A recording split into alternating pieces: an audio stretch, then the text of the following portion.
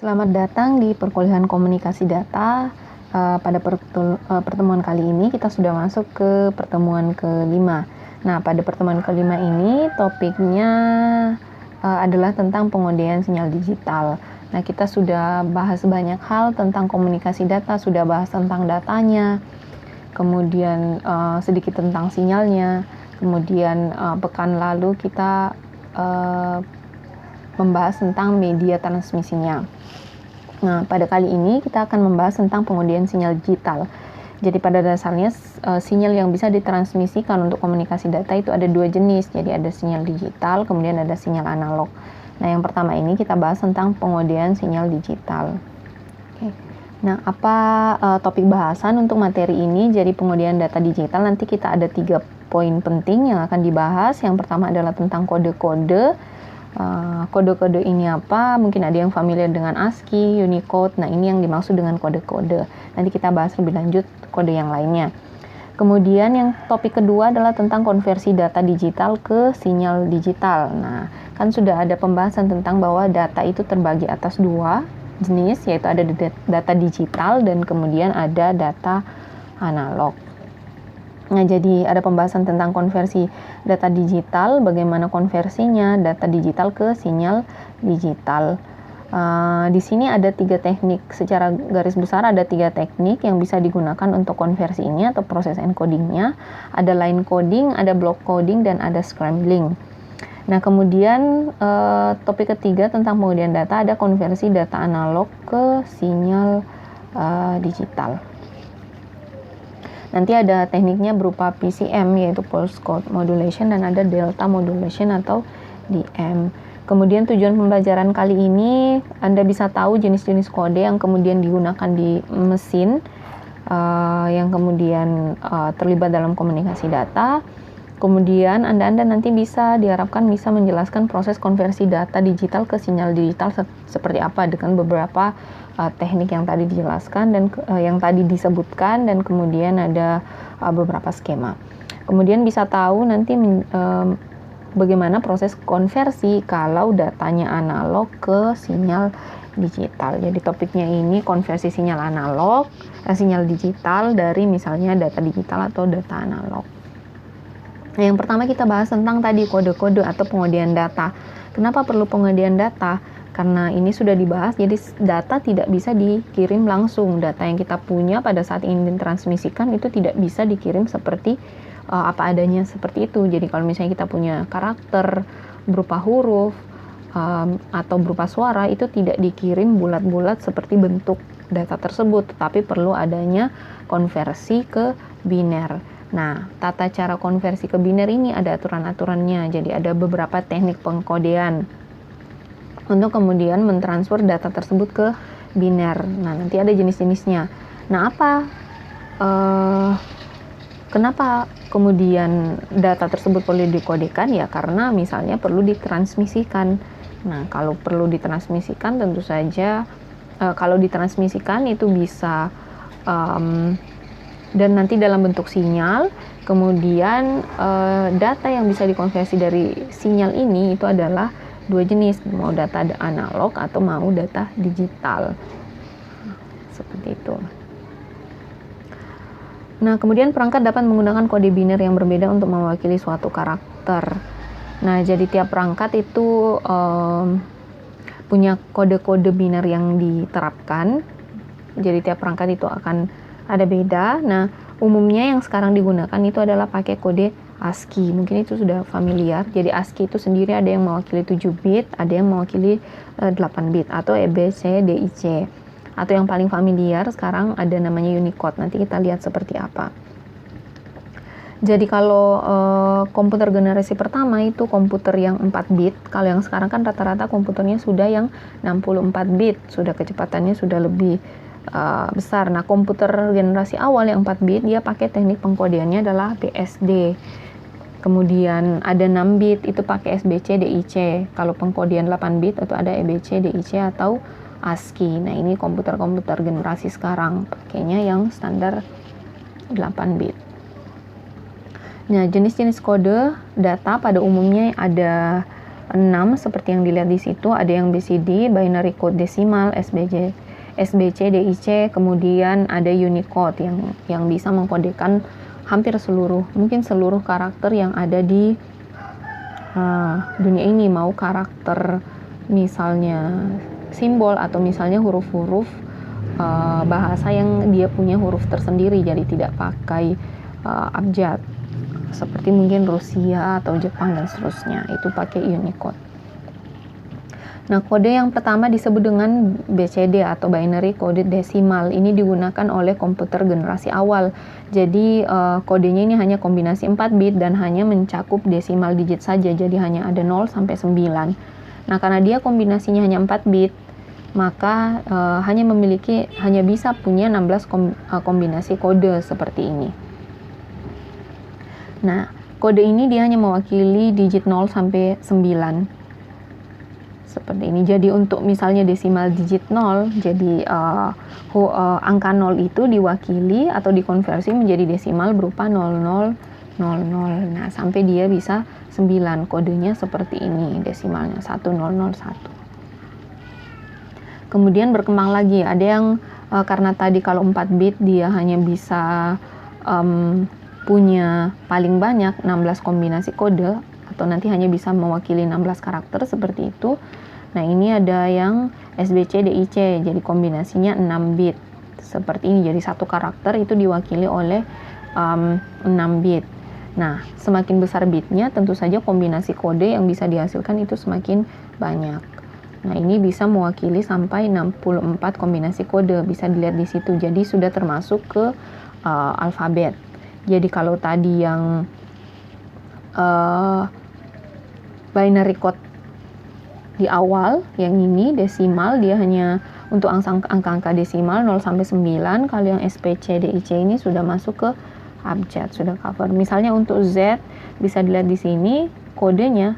Kalau untuk komputer yang menggunakan standar pengkodean ini, maka apabila misalnya diketikkan karakter Z, maka dia akan dikonversi menjadi biner seperti ini. Jadi yang dibaca oleh prosesornya atau disimpan di dalam memorinya itu adalah binernya, yaitu 011, 001 dan seterusnya.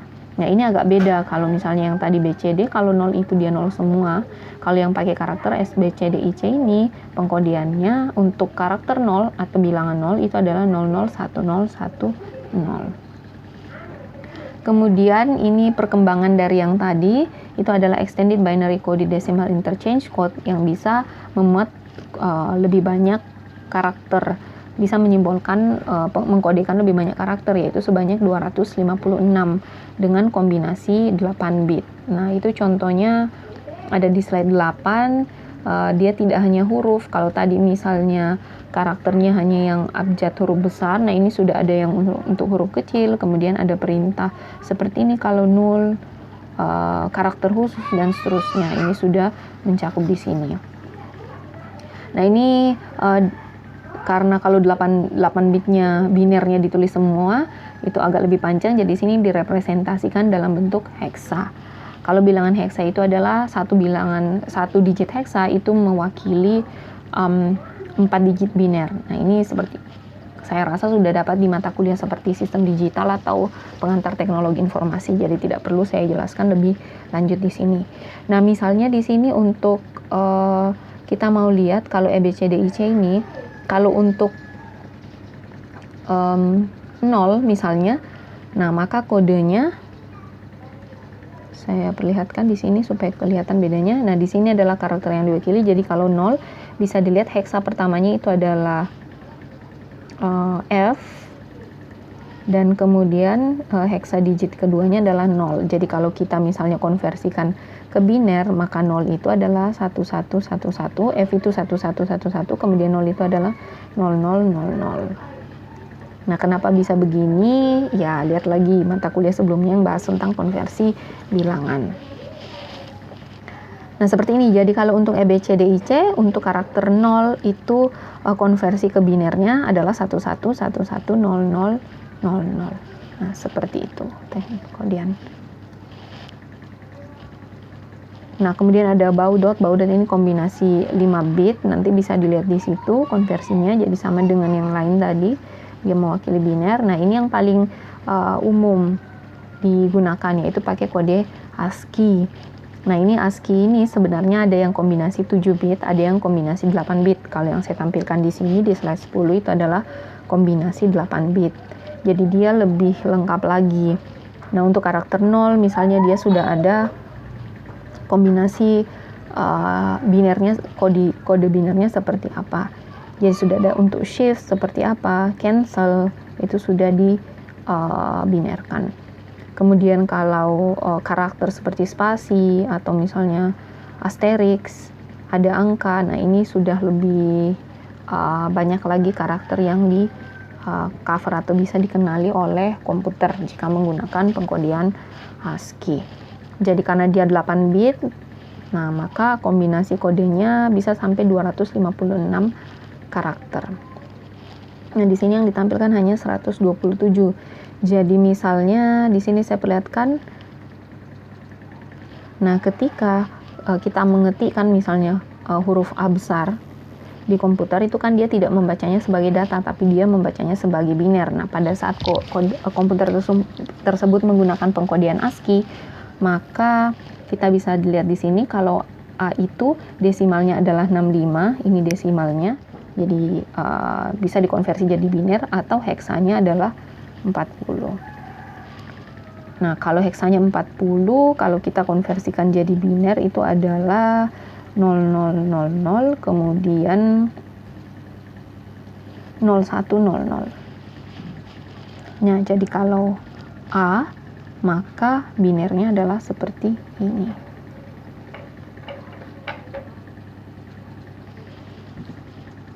Oke. Atau bisa misalnya yang mau konversi dari desimal ke biner. Oh, ini maaf saya lihat jadi 41. Kalau 41 berarti 0. Ini. Nah, berarti binernya itu adalah 01000001. Seperti itu. Nah, jadi nanti yang ditransmisikan pada saat konversi itu adalah biner yang dihasilkan seperti ini. Jadi data bitnya yang kemudian diterjemahkan ke dalam sinyal analog atau sinyal digital.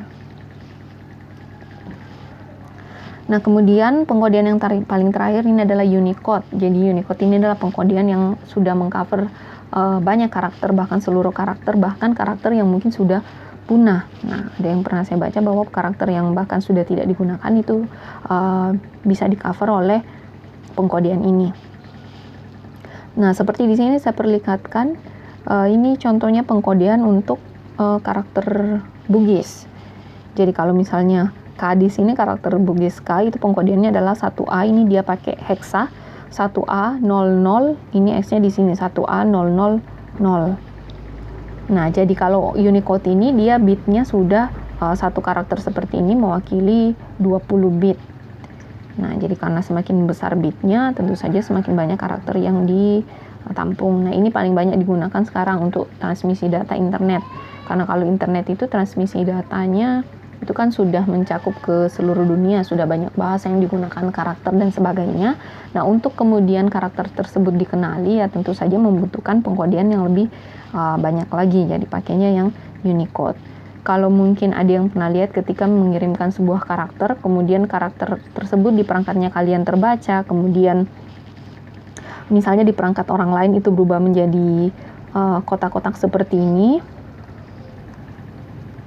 Nah, itu kan biasa seperti itu. Itu berarti pengkodean yang ada di perangkat kalian itu tidak support dengan pengkodean yang digunakan. Mungkin pakainya karakter yang digunakan itu Unicode, sedangkan di perangkat kalian pakainya yang ASCII. Dan kebetulan karakter tersebut adalah yang tidak bisa di-cover di ASCII. Makanya jadi kotak-kotak karena tidak dikenali. Nah, itu tadi jenis-jenis kode yang digunakan. di perangkat. Nah, sekarang yang umum digunakan itu adalah yang tadi, yang ASCII atau yang Unicode. Kalau yang 4 bit dan seterusnya itu hanya digunakan di komputer generasi-generasi sebelumnya. Nah, kita masuk ke teknik pengkodean. Yang kita bahas di sini adalah teknik pengkodean untuk konversi data digital ke sinyal digital. Nah, proses konversinya seperti ini. Jadi seperti yang sudah dibahas sebelum-sebelumnya bahwa media transmisi itu dia hanya bisa mentransmisikan sinyal, baik itu sinyal analog maupun sinyal digital, itu tergantung dari jenis media transmisi yang digunakan. Nah, oleh karena itu, karena datanya berbentuk digital tadi sudah di-encodingkan, jadi datanya misalnya diinputkan berupa huruf, kemudian melalui proses tadi pengkodean, nah itu akan mendapatkan data dalam bentuk biner. Nah, data dalam bentuk biner ini sebelum kemudian ditransmisikan, bisa ditransmisikan dari komputer satu ke komputer yang lain, itu perlu dikonversi atau proses pengkodean. Jadi dikodekan dari data digital kemudian menjadi sinyal, dari data kemudian menjadi sinyal.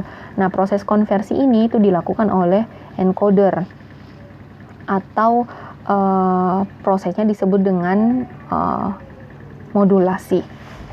Nah, ini encoder seperti ini. Nah, kemudian setelah dikodekan itu akan menjadi sinyal digital seperti ini. Kemudian nanti pada saat tiba di penerima itu perlu adanya decoder atau demodulasi. Jadi dari sinyal kemudian ditranslate lagi, diterjemahkan, dikonversi menjadi data digital atau data biner seperti ini. Nah, nanti kemudian di dalam komputernya dari biner itu akan dirubah ke data sesuai dengan yang dikirim, misalnya karakter ataupun suara. Kemudian yang ditampilkan di layar yang kalian bisa terima.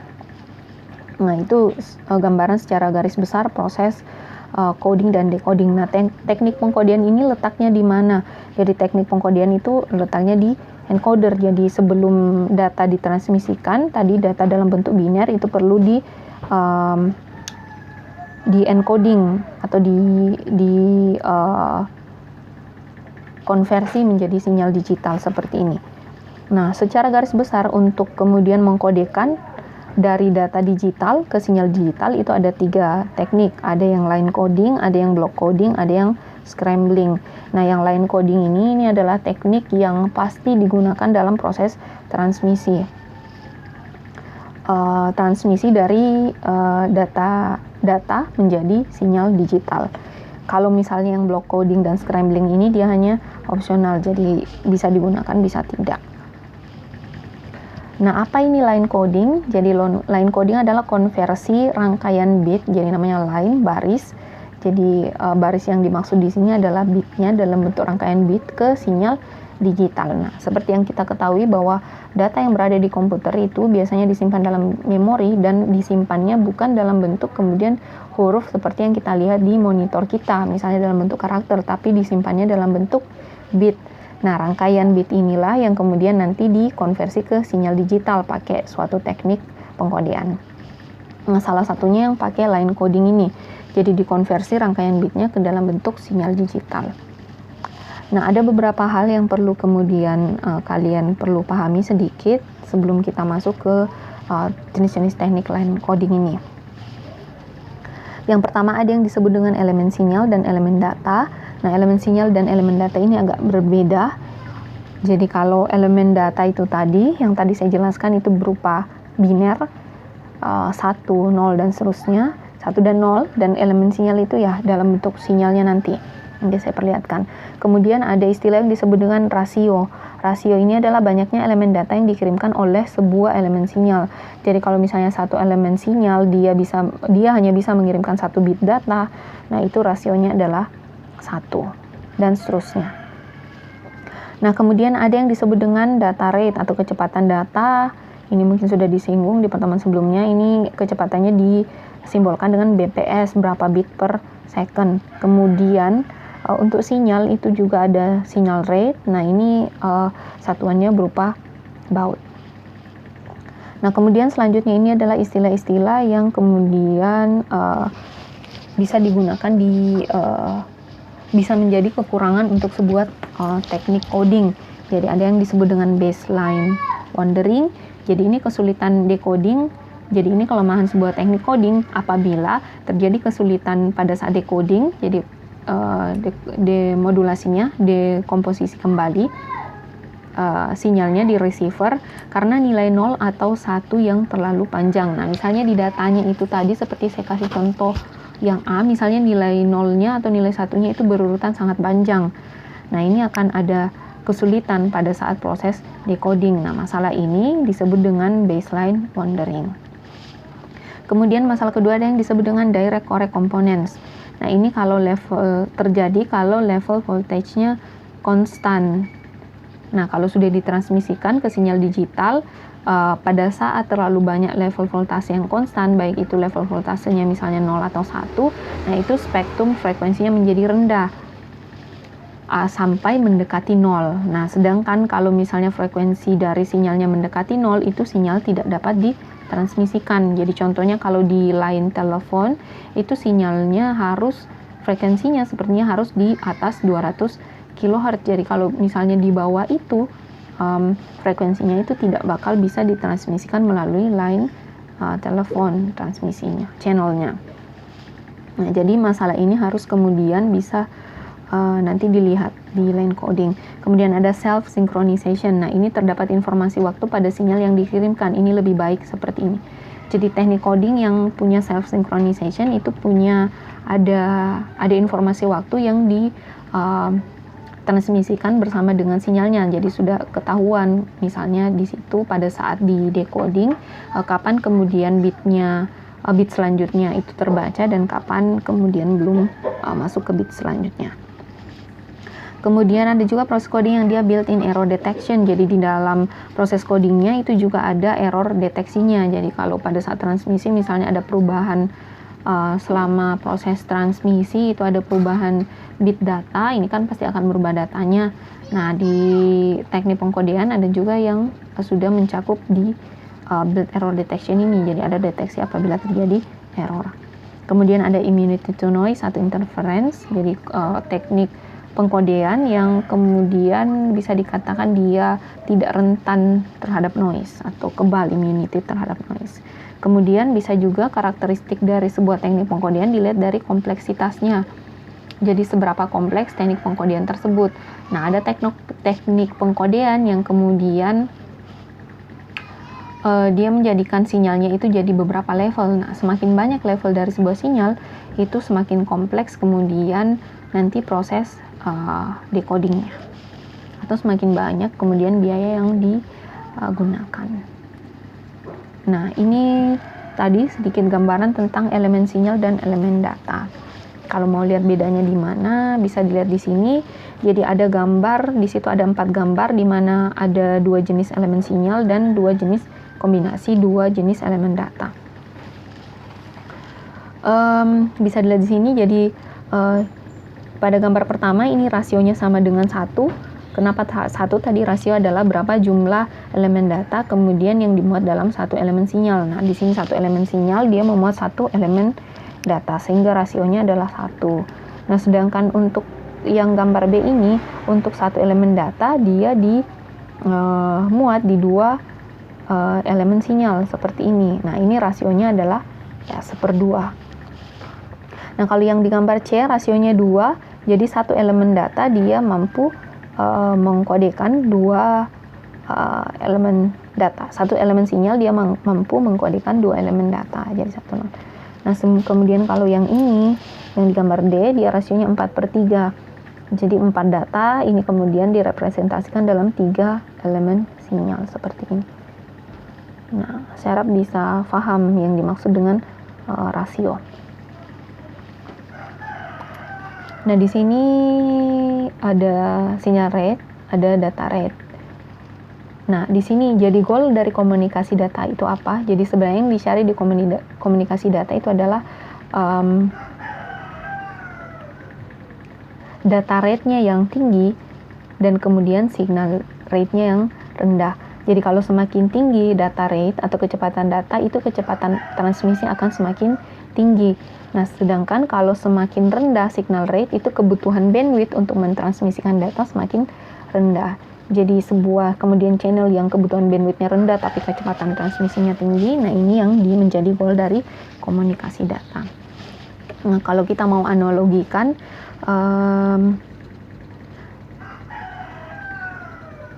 data rate sinyal dan data ini, elemen sinyal dan elemen data itu seperti kendaraan dan kemudian orang. Jadi kalau misalnya semakin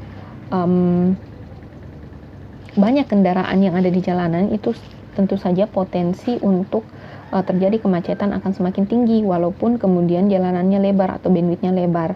Tetapi kalau misalnya ada kendaraan yang bisa memuat lebih banyak orang, nah itu akan semakin baik. Jadi semakin sedikit kendaraan tapi semakin banyak orang yang bisa berada di dalam kendaraan tersebut, maka tentu saja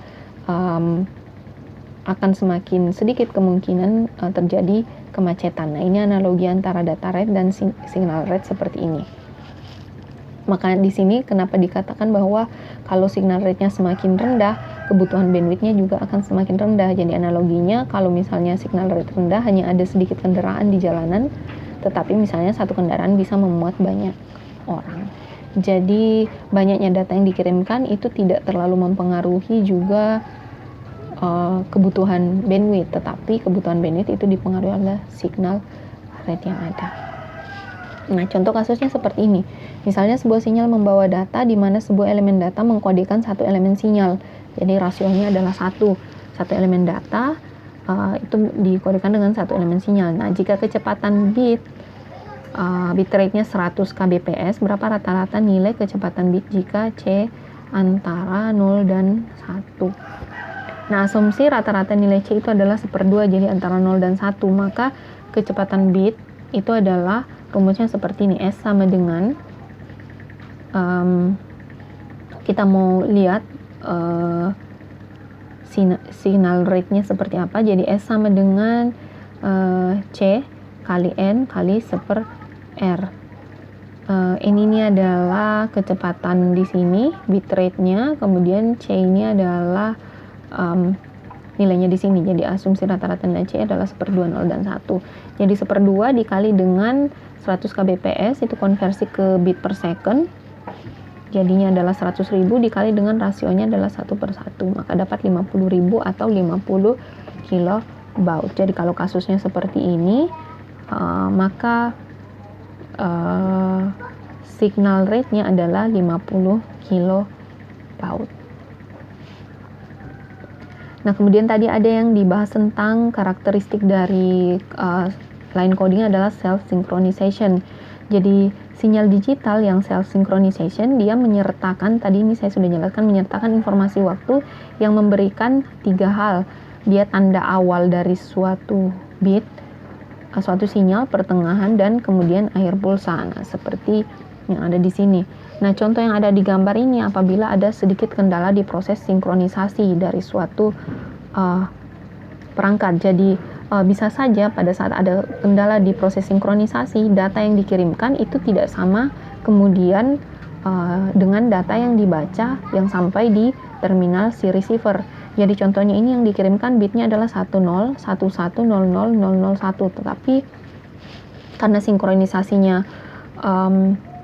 terjadi permasalahan atau clock time-nya tidak sama antara pengirim dan penerima, maka bisa saja sinyalnya akan berubah seperti ini. Nah, sinyalnya berubah seperti ini, bisa saja pembacaan datanya juga akan berubah di sisi si receiver. Nah, maka perlu di dalam sinyal itu ada self synchronization. Jadi pada saat ada perubahan, misalnya ada ketidaksamaan waktu atau clock dari antara pengirim dan penerima, nah itu bisa disinkronisasi sendiri karena ada informasi waktu di dalam sinyalnya. Jadi ada tandanya kapan awal bitnya, kapan awal sinyalnya, kapan pertengahan, dan kapan akhir dari sinyalnya. Jadi seperti ini, awal dan akhirnya itu terbaca 1.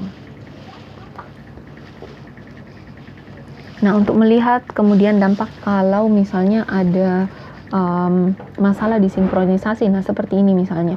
Jadi pada sebuah transmisi digital, clock penerima clock penerimanya itu 0,1% lebih cepat daripada clock pengirim. Nah, berapa banyak bit tambahan per detik yang penerima terima jika data rate-nya itu 1 kbps dan berapa banyak jika data rate-nya 1 mbps.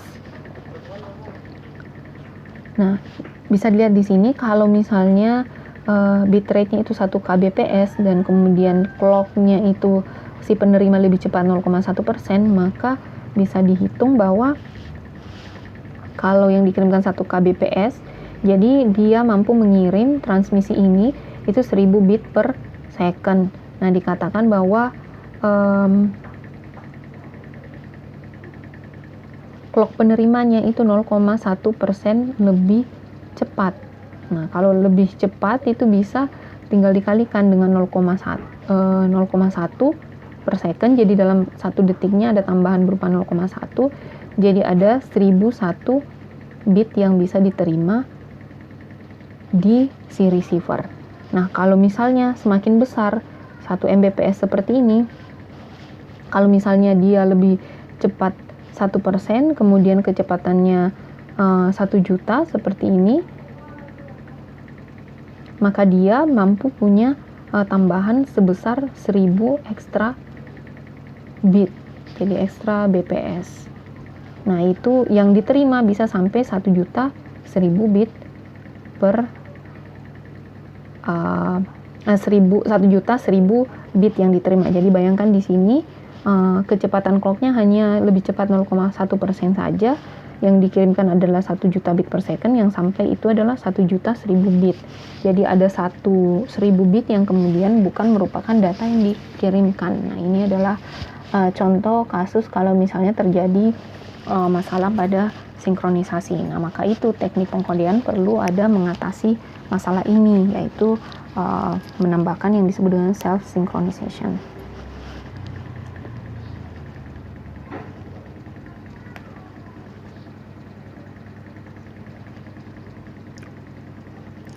Nah, kemudian kita masuk ke line codingnya. Jadi line coding itu memiliki beberapa skema secara garis besar. Jadi ada yang unipolar, ada yang polar, ada yang bipolar, ada yang multi level, dan ada yang multi transition. Pada kesempatan kali ini kita akan membahas yang 2 skema di atas, yaitu yang unipolar dan polar. Nah, bagaimana proses pengkodeannya?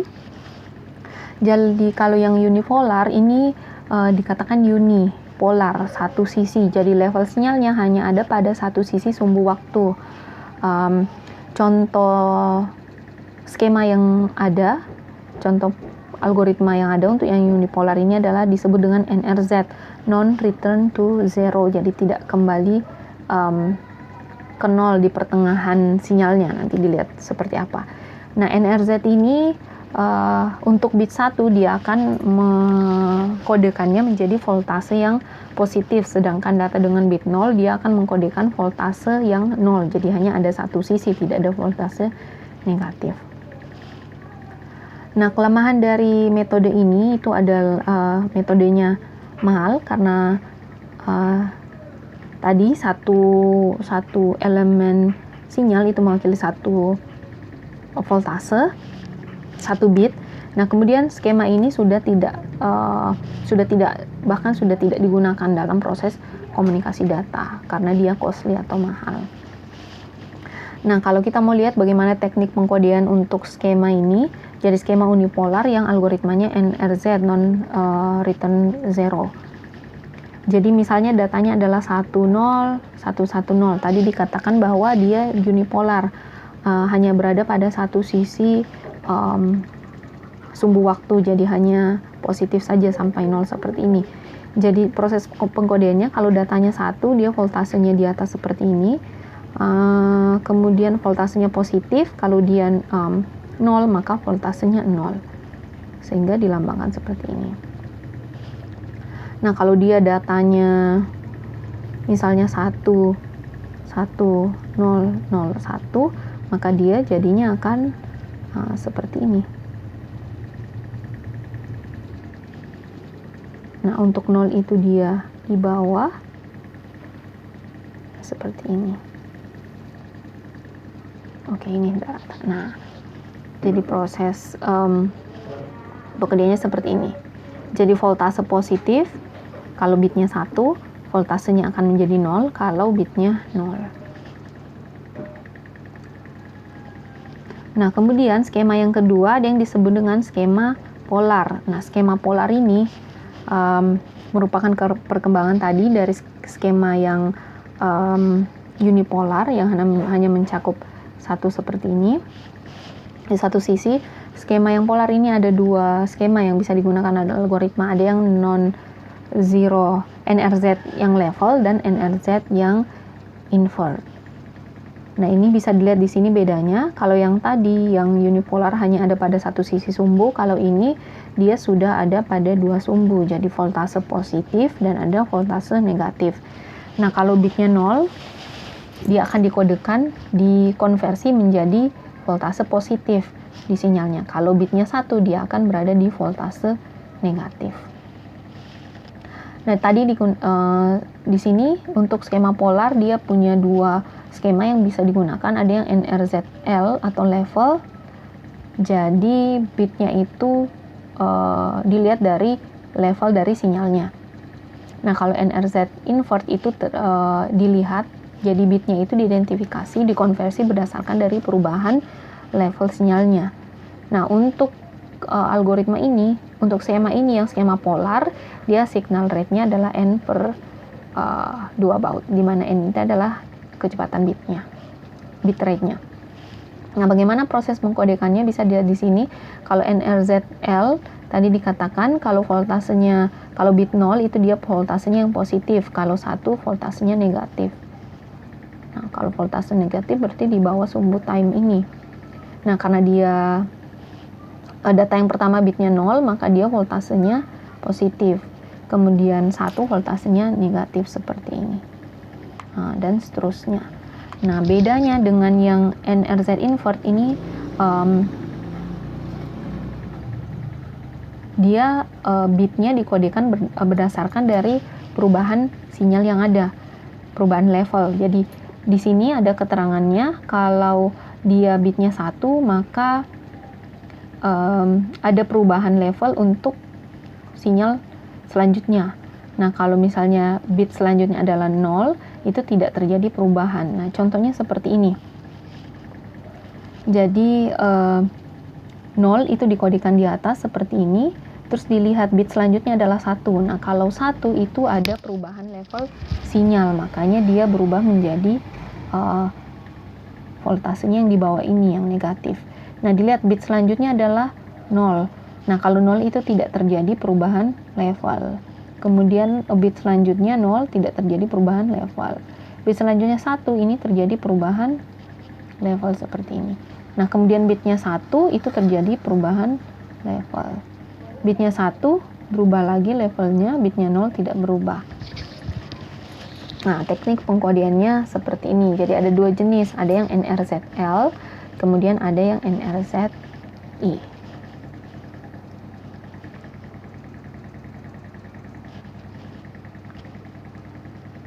Nah, apa masalah yang ada untuk skema ini? Kalau yang tadi skema yang pertama yang unipolar itu dia mahal. Nah, kalau ini masalahnya ada yang pertama di baseline wandering. Tadi baseline wandering kalau misalnya ada beberapa deret, masalahnya adalah ada beberapa misalnya deret 0 atau 1 yang panjang, ini bisa menjadi nanti kesulitan pada saat pembacaan di si receiver. Nah, contohnya seperti ini. Jadi kalau misalnya yang di NRZL ini dia masalahnya kalau deretan 0-nya panjang dan deretan 1-nya juga panjang, karena di sinyalnya nanti akan seperti ini, voltasenya akan konstan. Jadi kalau misalnya ini satunya hanya 3, jadi konstan di negatif. Kalau misalnya ada berapa datanya, misalnya ada 100, maka dia akan konstan menjadi voltase negatif. Nah, ini nanti ada kesulitan pada saat pembacaan di si receiver. Begitupun dengan 0. Nah, kalau yang NRZI ini dia tidak akan mengalami baseline wandering kalau yang deretan bit satunya yang banyak, karena tadi kalau 1 itu pasti akan berubah levelnya, berubah voltasenya. Nah, sedangkan kalau 0 itu kan, kalau yang NRZI itu tidak berubah levelnya.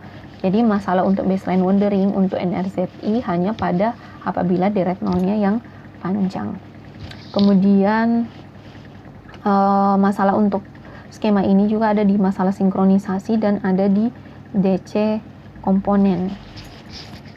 Nah, DC komponen ini tentu saja terkait dengan ya kalau misalnya banyak deretan nol seperti ini, frekuensinya nanti akan mendekati nol. Nah, pada saat frekuensi sinyal itu mendekati nol, itu akan tidak bisa ditransmisikan di media transmisi, misalnya yang pakai line telepon. Nah, seperti itu. Nah, ada contoh kasus misalnya seperti ini, sebuah sistem menggunakan pengkodean sinyalnya yang NRZI untuk transmisi 10 Mbps data. Berapa rata-rata signal dan bandwidth minimum? Nah, ini kita bisa cari seperti ini. Jadi untuk yang metode skema NRZI,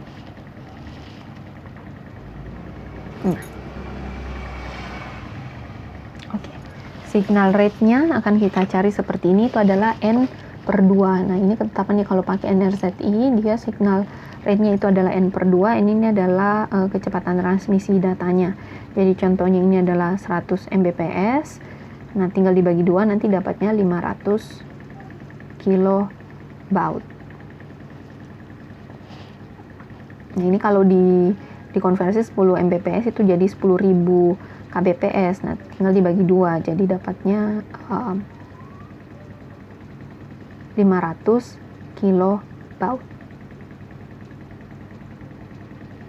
Atau kalau misalnya kita mau cari bandwidth minimumnya, itu bandwidth minimum sama dengan rata-rata signal rate, jadi tinggal dikonversi menjadi 500 kHz. Jadi bandwidth minimum untuk sistem ini itu adalah 500 kHz.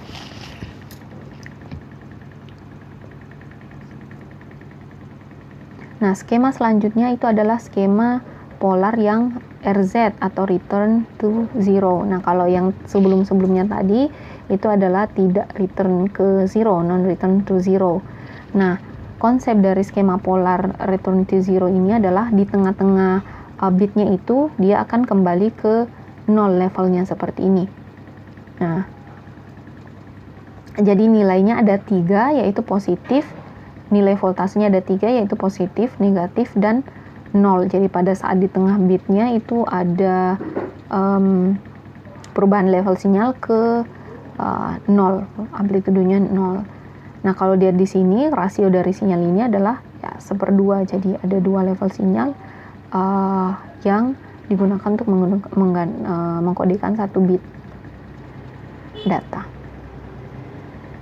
Nah, untuk signal rate kalau pakai skema ini itu adalah N/baud.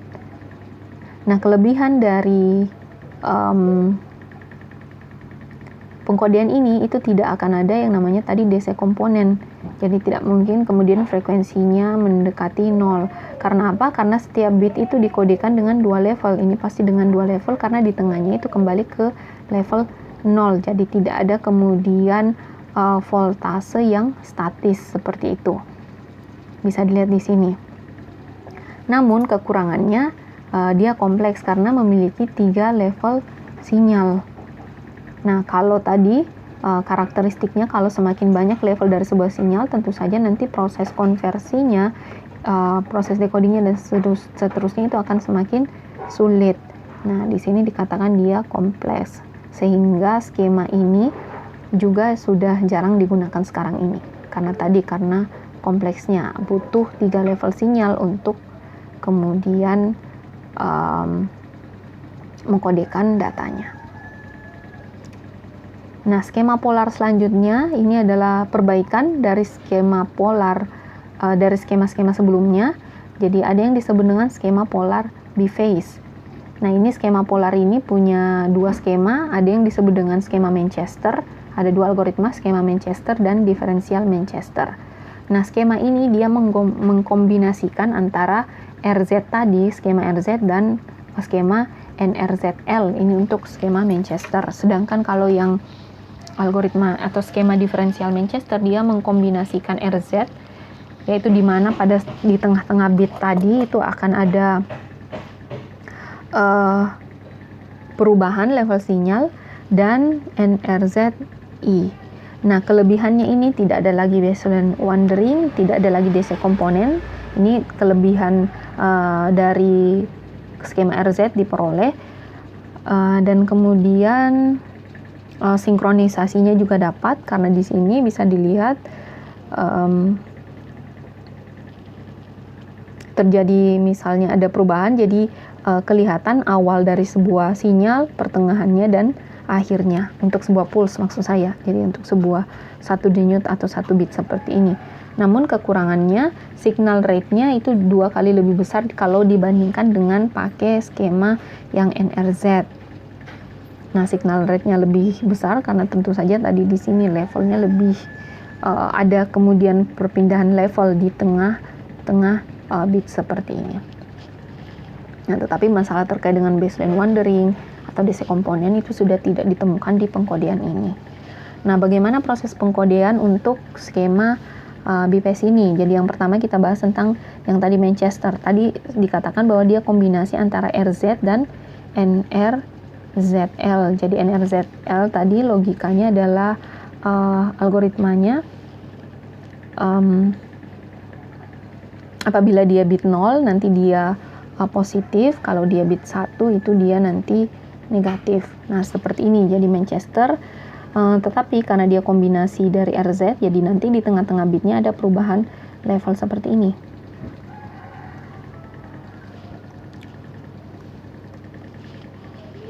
Jadi pada saat 0 dia sinyalnya voltasenya positif, tapi di tengahnya ada perubahan sinyal seperti ini.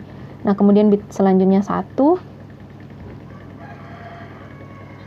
seperti ini, jadi 1 itu adalah voltasenya negatif, kemudian di tengah sinyalnya berubah. Kalau 0 itu positif, di bawah seperti ini.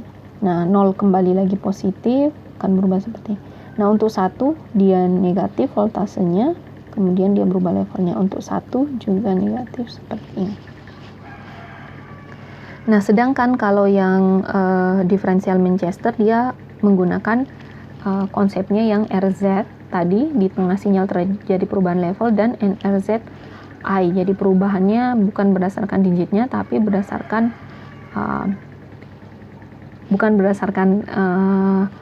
tadi levelnya, tapi berdasarkan kalau misalnya digitnya berubah maka levelnya juga akan berubah. Nah, di sini ada keterangannya untuk diferensial Manchester ini. Kalau bit selanjutnya itu 1, dia tidak ada perubahan. Kalau bit selanjutnya 0, itu baru ada perubahan. Nah, contohnya seperti ini.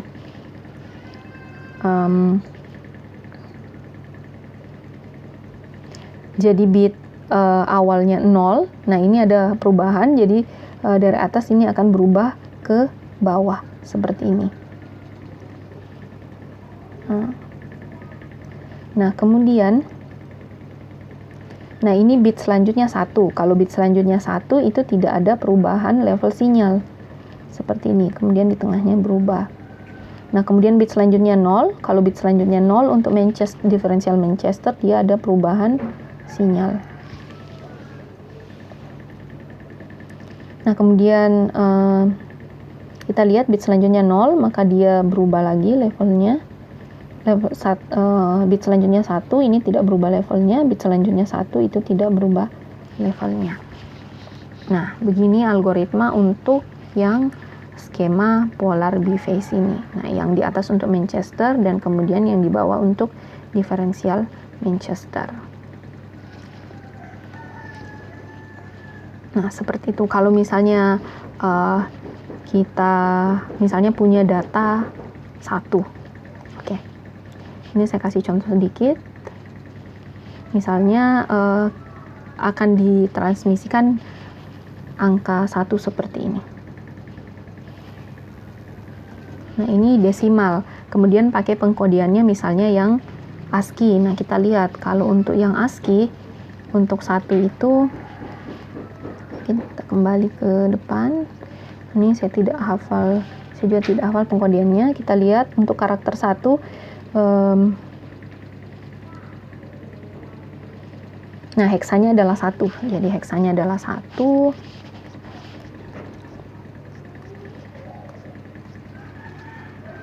Oke. Nah, heksanya adalah 1. Sehingga binernya bisa dikatakan misalnya ASCII-nya pakai yang 7 bit. Jadi 00, 00, 0,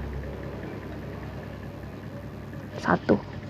Nah, jadi pada saat datanya berupa karakter 1, maka menggunakan kode ASCII, maka dikonversi jadi biner, jadinya seperti ini.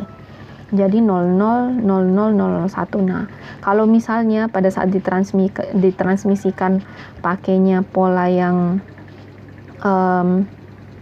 bipolar ini, yang polar biphase, nah jadinya seperti apa? Nah, kita bisa gambarkan seperti ini.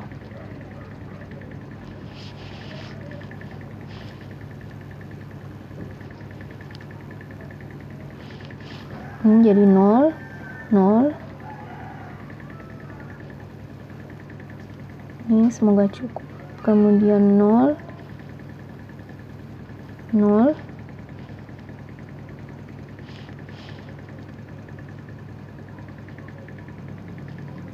Satu.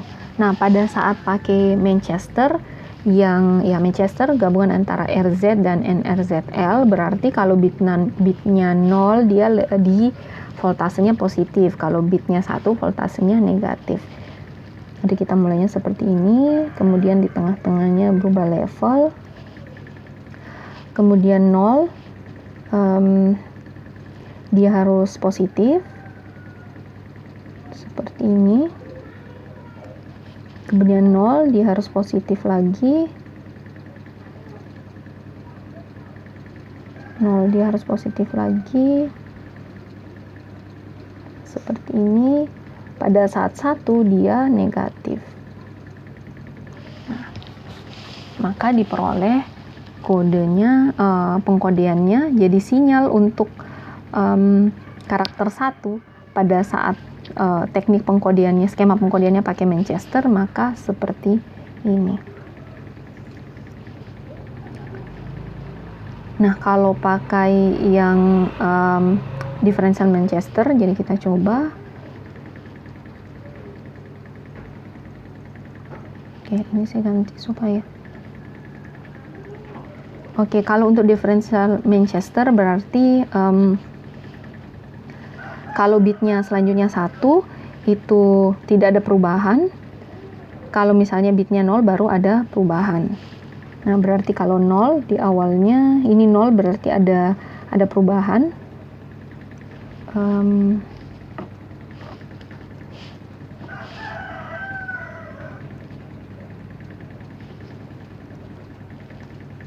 Nah, kalau 0 berarti ada perubahan level, jadinya seperti ini.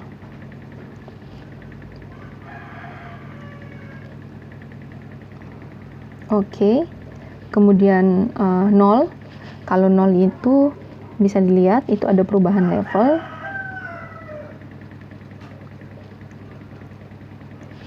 Kemudian 0 lagi itu ada perubahan level. Kemudian 0 lagi selanjutnya levelnya berubah, ini seterusnya seperti ini. Nah, kita lihat bit selanjutnya itu adalah 1, jadi tidak ada perbedaan level, tidak ada perubahan level, jadinya seperti ini. Nah, ini agak berbeda dengan yang tadi. Jadi untuk pengkodean apabila karakternya 1 yang akan dikirimkan, ditransmisikan, sinyal digitalnya akan berbentuk seperti ini. Oke, saya kira pembahasan untuk teknik pengkodean sinyal digital untuk pertemuan kali ini cukup sekian. Untuk teknik selanjutnya, skema selanjutnya itu akan kita bahas minggu depan. Nah, untuk pertemuan ini reviewnya, proses review, tugas reviewnya adalah gambarkan, kemudian di sini tadi kita sudah bahas beberapa skema. Jadi ada yang unipolar, kemudian ada yang unipolar NRZ, kemudian ada yang skema polar NRZL, NRZI, kemudian ada polar RZ, dan kemudian yang terakhir ada polar yang biphase, baik itu Manchester dan diferensial Manchester. Jadi ambil dua digit terakhir dari NIM kalian. Nah, jadi contohnya adalah misalnya NIM-nya ini misalnya 520 18095 misalnya. Jadi ambil dua digit terakhir dari NIM kalian. Jadi misalnya kalau NIM-nya seperti ini, ambil 95. Nah, kemudian konversi data ini, dua digit NIM kalian menjadi sinyal digital menggunakan seluruh skema yang kita bahas hari ini.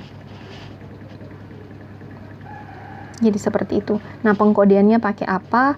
Pengkodeannya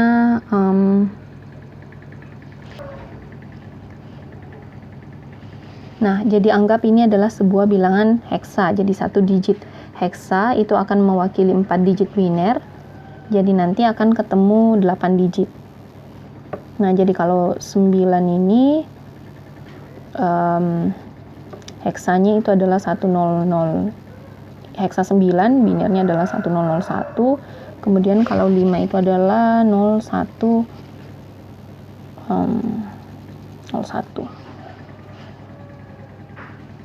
Nah, nanti kemudian biner inilah yang digambarkan sinyalnya menggunakan beberapa skema yang ada. Oke, jadi sekian untuk materi kali ini. Jadi semoga dipahami. Begitupun dengan tugas reviewnya. Kalau misalnya tugas reviewnya ada yang kurang dipahami, silakan nanti ditanyakan di Google Classroom. Sekian, terima kasih.